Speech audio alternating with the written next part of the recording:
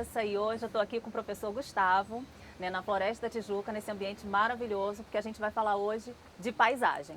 Né, Gustavo? Com certeza, Vanessa. E o que me chamou logo a atenção foi essa imagem de satélite incrível, né?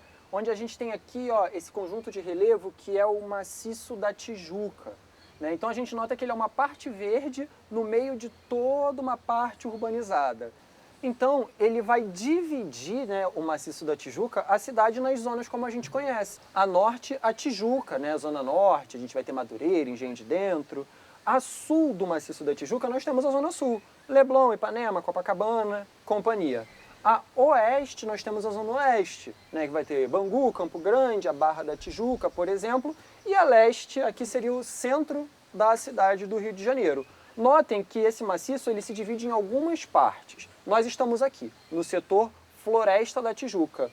E é bom notar que entre o setor Floresta da Tijuca e o setor Serra da Carioca, nós temos um vale, que o rio Maracanã, por exemplo, ele nasce aqui e ele vai aqui, ó, passando, atravessando a zona norte da cidade até desaguar na Baía de Guanabara.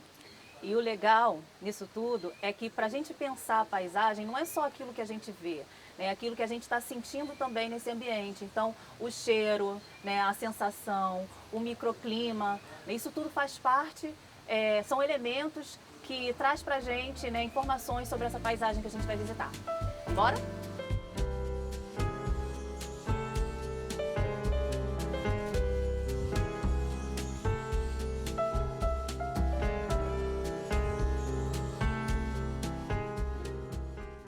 Então, Vanessa, sem dúvidas, nós estamos num lugar privilegiado para falar de paisagem, porque nós temos belíssimas paisagens aqui.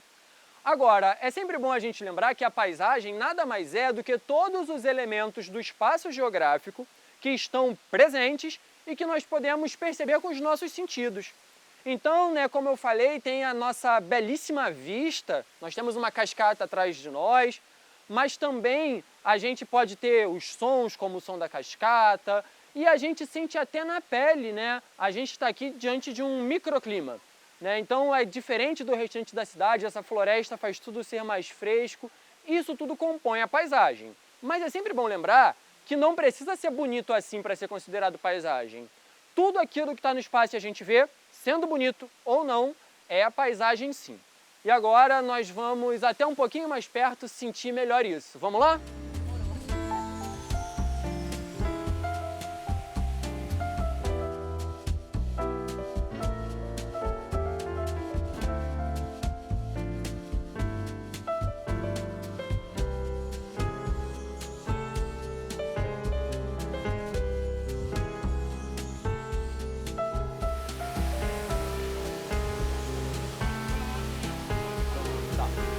Ó, e a gente vê bem aqui, ó, a fratura da rocha, tá vendo?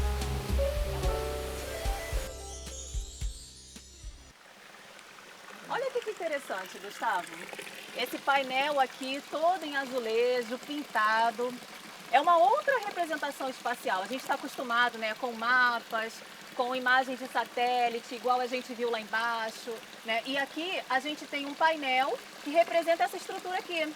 Então aqui tem a entrada, né, que a gente fez lá embaixo, e tudo isso que está em amarelo é a representação das estradas daqui onde a gente está, olha.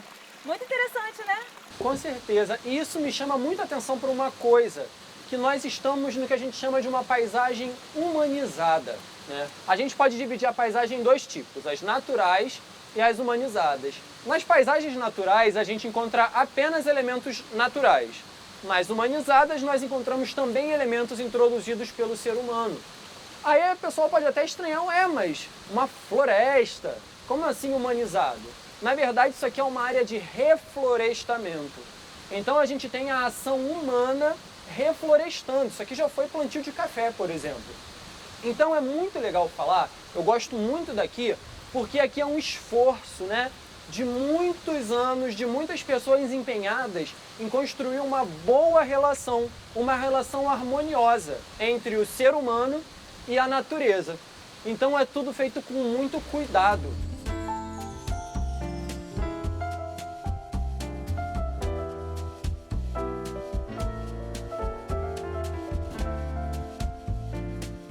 Para a gente conversar um pouquinho sobre como a paisagem se transforma ao longo do tempo, eu vou contar com a ajuda da Viviane, que é analista ambiental aqui no parque. Então, ela faz parte da equipe que cuida desse lugar maravilhoso aqui da cidade. Bom, só para a gente lembrar, a paisagem não é a mesma desde sempre. A natureza se transforma, as rochas são desgastadas, a gente tem uma série de fenômenos da própria natureza que vão transformando a rocha em solo, ela vai se transformando, mas assim, é um processo bem mais lento. O ser humano, ele transforma numa velocidade muito grande o ambiente. Então, eu queria, Viviane, que você explicasse um pouquinho para o aluno que está em casa sobre quais foram as principais transformações aqui na paisagem desse parque ao longo das últimas décadas, ou partindo, sei lá, do século XIX, o que você acha melhor? Olá, professor. O Parque Nacional da Tijuca, ele é de 1960. Antes disso, tem muita história, né, que aconteceu. Então, com a ocupação, né, quando o Brasil descoberto, a ocupação do Rio de Janeiro, né, essas áreas aqui do maciço da Tijuca foram ocupadas com fazendas. Aos poucos foram sendo ocupadas com fazendas, então a gente teve plantio de capim, plantio de cana, plantio de chá, né? E tudo foi sendo desmatado para essa produção, né, desses cultivos que eu falei. E aí, o que foi acontecendo? A floresta foi desaparecendo, transformando-se em fazendas, e isso foi causando uma transformação e uma degradação no meio ambiente, e com isso a gente teve um problema na questão da água, né?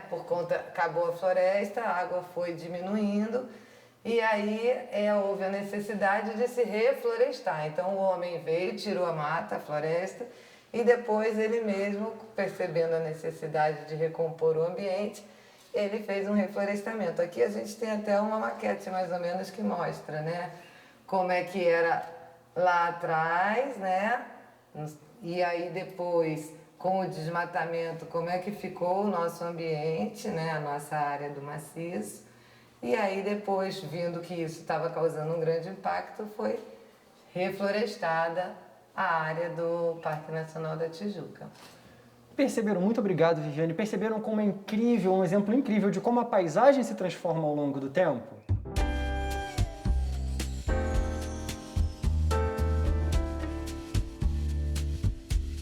Bom, agora a gente está aqui numa área mais fechadinha para a gente perceber a diversidade de espécies que a gente tem aqui nesse lugar, né? Então, olha só como esse ambiente é todo diversificado, a quantidade de coloração verde que a gente tem aqui, né?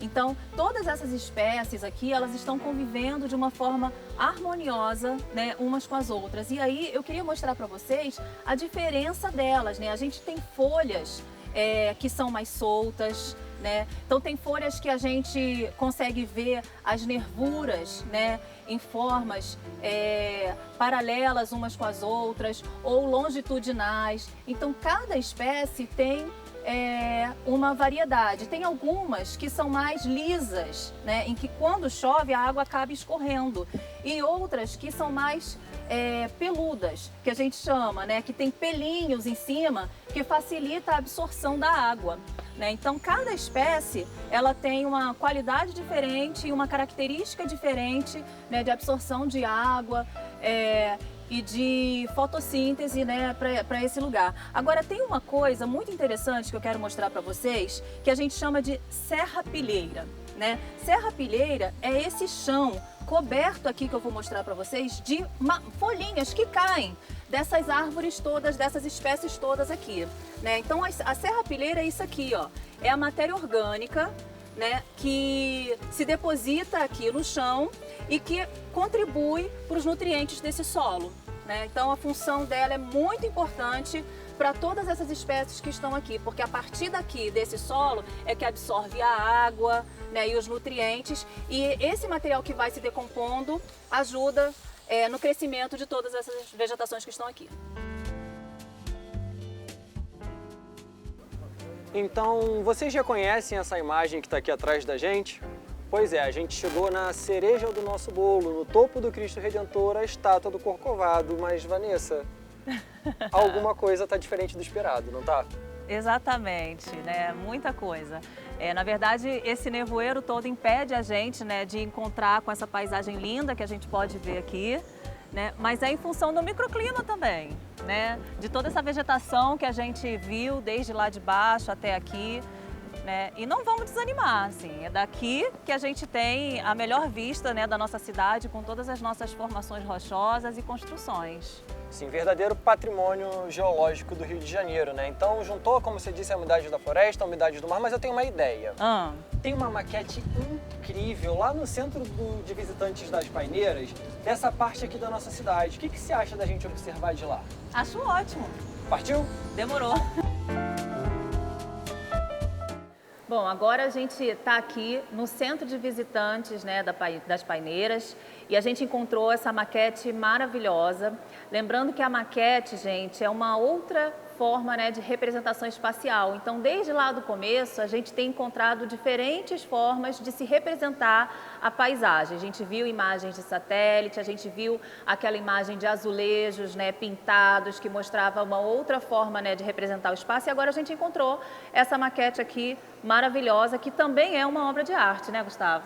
Ah, com certeza. Eu fico hipnotizado quando eu vejo esse tipo de coisa. E é interessante que dá pra gente ver, né, o vale ali, ó, entre as duas partes do maciço, né, que é por onde passa o rio Maracanã. Verdade. Dá pra ver a Pedra da Gávea, ali mais voltada pra Pontinha. Dá pra ver a Lagoa Rodrigo de Freitas, o próprio Cristo.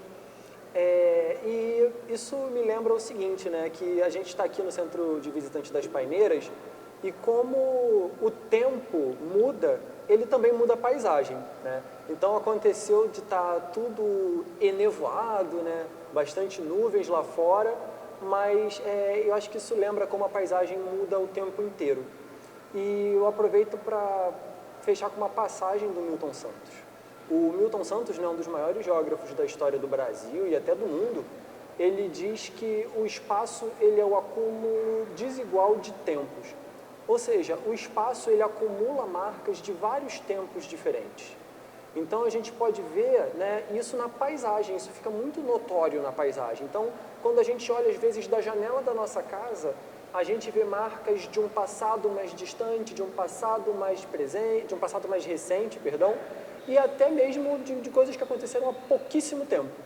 Então a gente pode ver como a paisagem ela vai acumulando marcas de tempos diferentes. E outra coisa que a gente pode notar nessa própria maquete é que tem algumas áreas que não estão vegetadas. Então isso significa que há muito tempo atrás, né, com certeza ela também já foi coberta por toda essa vegetação e que devido à ação do tempo, né, acabou tendo alguma ação ali de desflorestamento e tal. Então, isso é muito interessante de ver representado aqui na maquete. Perfeito. E acho que assim a gente vai encerrando, né, Vanessa? Isso. Então, a gente para por aqui, né? Mas a gente continua o nosso passeio. É um prazer gravar com você. Espero que vocês tenham aprendido bastante.